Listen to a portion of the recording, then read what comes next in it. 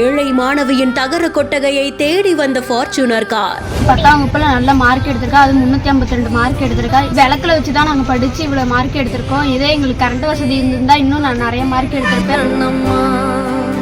மின் வசதி கூட இல்லாத இந்த வீட்டுல படிச்சு இவ்வளவு மார்க் எப்படிமா? சொந்த நிதியிலிருந்து எம்எல்ஏ செய்த நிகழ்ச்சி செயல்.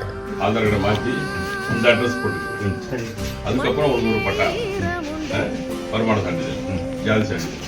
கரண்ட் வசதி இருந்தா 12ஆவதுல நான் அதிக மார்க் எடுத்து நான் காட்டுவேன். திருப்பனந்தாள பூர்வீகமா கொண்ட சடையப்பன் சித்ரா தம்பதி கும்பகோணத்துல விவசாய கூலி தொழில் செய்யறவங்க ஒரு சிறிய பகுதியில கொட்டகை அமைத்து தன்னுடைய குடும்பத்தோட அங்கதான் வசிச்சுட்டு இருந்திருக்காங்க.